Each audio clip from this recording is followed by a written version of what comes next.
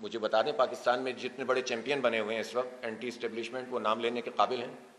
ہم تو کرتے ہیں بات، حق اور سچ کی بات ہے۔ میں نے 4 بارز میں جا کے خطاب کیا، پاکستان کی کسی پولیٹیکل پارٹی نے 27ویں ترمیم کے بعد جا کر وکلا سے ایڈریس کیا ہے؟ میں نے کیا ہے، وہاں میں نے نام لیا ہے، پوری شرعی اعتبار سے بھی اور پاکستان کے آئین کے اعتبار سے بھی ساری بات کی ہے، تو بات تو آپ کو بھی پوری کرنی چاہیے نا۔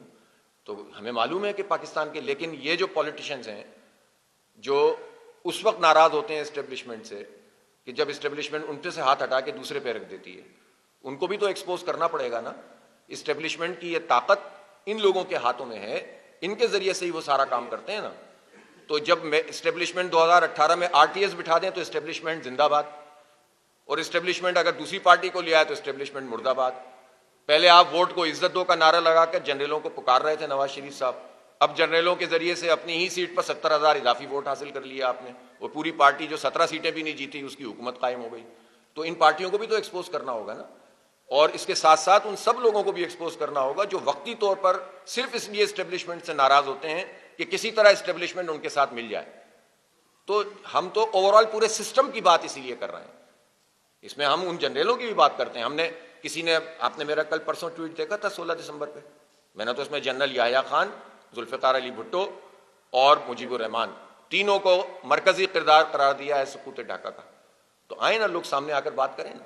تو اس لیے بات ظاہر ہے کہ آپ کا سوال اہم ہے، اور یہ بہت صحیح بات ہے کہ اس پورے سسٹم پر چند ہاتھوں کا قبضہ ہے، اس قبضے کو ختم ہونا چاہیے، عوام کو اختیار ملنا چاہیے۔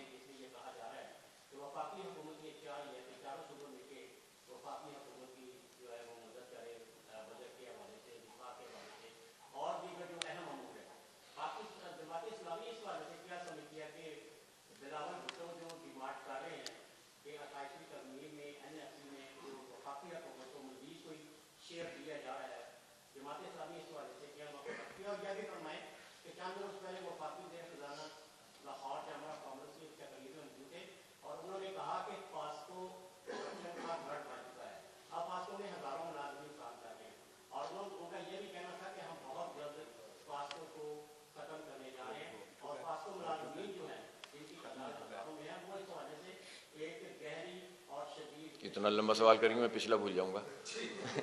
آپ نے NFC ایوارڈ کی بات کی کہ جس پر بلاول صاحب کو اعتراض ہے کہ وہ وفاق کی مدد کرنا، اور یہ دیکھیں یہ سب ایک ہی ہیں، گھی کہاں گیا کھچڑی میں اور کھچڑی کہاں گئی گھی میں، صحیح ہے نا؟ ان کو مل جائے اختیار یا ان کو مل جائے، عوام کو تو نہیں ملنا۔ بلاول صاحب یہ تو بتائیں نا، چلیں میں صرف ایک بات بتاتا ہوں، 3,360 ارب روپے جو ڈیولپمنٹ کے کراچی کے اوپر خرچ ہونے تھے وہ کیوں نہیں ہوئے پچھلے 15 سال میں؟ ان کی 17 سال سے حکومت ہے، میں فگر دے رہا ہوں، چیلنج کر رہا ہوں، بتا دیں بلاول صاحب۔ اسی طرح سے وہ بلدیاتی اداروں کو بااختیار کیوں نہیں بناتے؟ وہ ساری اتھارٹیز اپنے پاس رکھتے ہیں، وفاق سے پیسے مانگتے ہیں اور خود نیچے دیتے نہیں ہیں، یہی کام نون لیگ کرتی ہے۔ تو یہ سب ملے ہوئے، اور یہ سب مل کر، مجھے تو افسوس اس بات کا ہے کہ KP میں بھی تقریباً اب کتنے سال ہو گئے، 12 سال ہو گئے ہیں PTI کی حکومت ہے، لیکن وہاں پر بھی سوائے ان 5 سالوں کے جب عنایت صاحب ہمارے وزیر بلدیات تھے 2013 سے 2018 تک، اس میں ایک بلدیاتی ایک نظام بنا تھا اور کچھ چیزیں بہتر ہونا شروع ہوئی تھیں، پھر اس کے بعد انہوں نے وہ سارے اختیارات بھی چھین لیے۔ اس وقت تو KP میں بھی یہ ہو رہا ہے کہ سارے اختیارات بیوروکریسی کے ہاتھ میں ہیں، اور چاہے PTI کا ہو، جماعت اسلامی کا ہو، نون کا ہو، جس کا بھی وہاں پر جو بلدیاتی نمائندہ ہے اس کے ہاتھ میں کوئی اختیار ہی نہیں ہے۔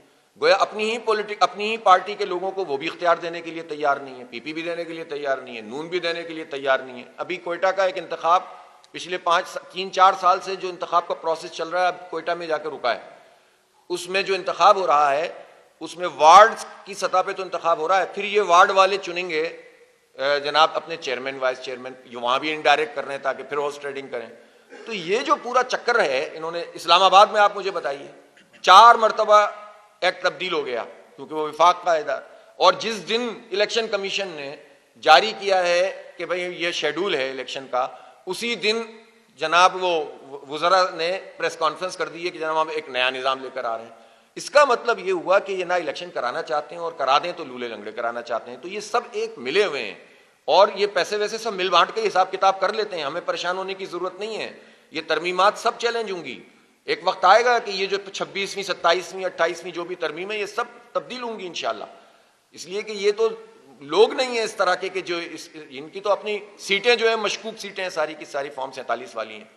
دوسری آپ نے جو پاسکو والی بات کی ہے, دیکھیں پاکستان کے اداروں کی اس طرح جو یہ اس کو بند کرنا اور لوٹ سیل لگانا یہ کسی صورت میں بھی درست بات نہیں ہے. ابھی آپ PIA کے حوالے سے دیکھیں, پہلے بیڈنگ کی, اب دوبارہ اس پروسیس میں جا رہے ہیں, ابھی بھی ان کو مطلوبہ چیزیں نہیں مل رہی. تو بجائے اس کے کہ اپنی گورننس ٹھیک کریں, بجائے اس کے کہ یہ جو غلط آدمی ہے اس پر کارروائی کرنے میں کون روکتا ہے؟ یہ کس نے غلط لوگ بھرتی کیے ہیں؟ اگر کیے ہیں تو یہی PDM کے لوگ ہیں نا, یہی پیپلز پارٹی, یہی نون لیگ, یہی لوگ ہیں نا کہ جو سرکاری اداروں میں اپنے بندے بھرتی کرتے ہیں جو کام نہیں کرتے. تو بھائی جو کام نہیں کرتا اس کا ایک طریقہ کار طے کرو نا, بجائے اس کے کہ اداروں کی لوٹ سیل لگا دو. تو جو ادارے منافع بخش ہو سکتے ہیں یا ماضی میں رہے ہیں ان کو اس طرح اونے پونے بیچنا اور اپنے ہی پرفارمنس کے اوپر سوال اٹھانا. اگر پاسکو کام نہیں کر رہا یا FBR کے 26,000 ملازمین کام نہیں کر رہے اور آپ کے اہداف پورے نہیں ہو رہے اور اس مرتبہ بھی ٹیکس کی کلیکشن میں ڈیفیشنسی ہے, تو بھائی آپ کیا چاہتے ہیں؟ یہ کس کی ناکامی ہے؟ یہ FBR کی ناکامی نہیں ہے, یہ شہباز شریف صاحب کی ناکامی ہے, یہ احسن اقبال کی ناکامی ہے, یہ زرداری صاحب کی ناکامی ہے, یہ ان ساری جماعتوں کی, اورنگزیب صاحب کی ناکامی نا. اپنی ناکامی کو آپ دوسرے کسی ادارے پہ کیوں ڈالتے ہیں؟ آپ ہیں انچارج. اس لیے اپنی ذمہ داری لینے کے بجائے اداروں پہ ڈالو, ملازمین کو اب اس میں گیہوں کے ساتھ گن بھی پیس دو, تو یہ تو طریقہ ٹھیک نہیں ہے.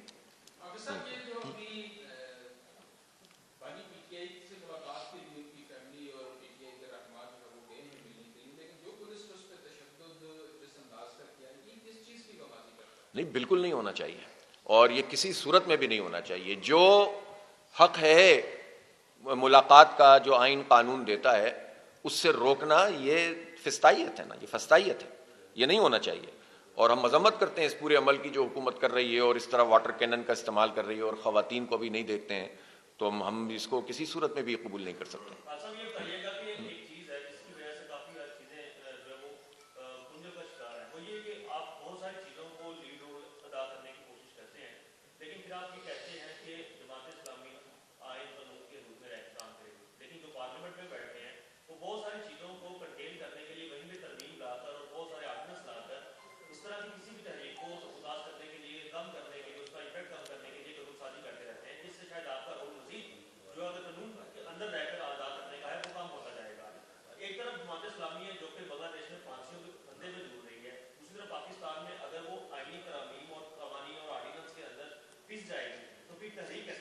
نہیں, دیکھیں تحریک ہی اس کا علاج ہے اور جینون تحریک ہی اس کا علاج ہے. اگر بنگلہ دیش میں اس وقت جماعت اسلامی الحمدللہ ایک بہت بڑی قوت کے طور پر ابھر کر سامنے آئی, تو 17 سال اس نے جبر کو اور اس پوری دہشت گردی کو اور انڈین انفلوئنس کو برداشت کیا ہے. پھانسیاں صحیح آپ نے فرمایا, اور اب بھی وہ عوام کے سامنے جا رہے ہیں. پہلے بھی وہ عوام کے ساتھ تھے, اب بھی عوام کے ساتھ ہیں, ہم بھی اب بھی عوام کے ساتھ ہیں. دیکھیں یہ کتنے قانون لے کر آئیں گے اور کب تک لے کر آئیں گے؟ کامیاب تو یہ پھر بھی نہیں ہو رہے نا, سنبھل تو ان سے نہیں رہا. لیکن یہ بات سمجھنے کی ہے کہ 78 سال میں جن لوگوں کا بھی یہاں پر تسلط رہا ہے, جن کی حکومتیں رہی ہیں, چاہے وہ سیاسی ہوں, چاہے وہ جرنیل ہوں, ڈکٹیٹرز ہوں, ان کا فیلئر ہے یہ مکمل فیلئر ہے کہ یہ نظام نہیں چلا پا رہے اور یہ نہیں چلا سکیں گے. اس طرح نظام نہیں چلتے ہیں. تو پھر یہ تو نہیں ہو سکتا کہ ہم گھر بیٹھ جائیں. ہم تو تحریک چلائیں گے, ہر اقدام کو چیلنج بھی کریں گے, جو رہی صحیح عدالتیں بہرحال جائیں گے, اس میں عوام کے ساتھ کھڑے ہوں گے, عوامی عدالتیں لگائیں گے. یہی راستہ بالآخر کامیابی کا راستہ ہوتا ہے. غیر قانونی کام کر کے, پرتشدد کام کر کے تو ہمیں دھکیلنے کی کوشش کی جائے گی نا, ہم اس سے بچیں گے. لیکن یہ بات سمجھنی چاہیے کہ جب آپ صحیح جینون طریقے سے جد و جہد کو روکتے ہیں تو پھر جب عوام میں تشدد کا عنصر پیدا ہوتا ہے تو پھر آپ اس کو کون روکے گا؟ جماعت اسلامی جیسی ڈسپلن پارٹی کے راستے اس طرح سے رکیں گے تو پھر کن کے راستے کھلیں گے؟ ہم نے تو ان سے یہ کہا تھا نا جو الیکشن ہوا تھا کہ بھائی جہاں ہم ہار گئے تھے وہاں تو ہم ہار گئے تھے, لیکن جہاں ہم جیت گئے تھے وہاں تو جیتنے دو. کراچی میں ہمارا میئر بن رہا تھا, ہمیں نہیں بننے دیا. وہاں سیٹیں ہم نے جیتی, وہاں ہمیں نہیں آنے دیا. جب آپ جینون پولیٹیکل پارٹیوں کا راستہ روکیں گے تو پھر عوام میں انارکی پیدا ہوگی نا. تو یہ سمجھتے نہیں ہیں ان باتوں کو, لیکن بالآخر ان کو سمجھنا پڑے گا.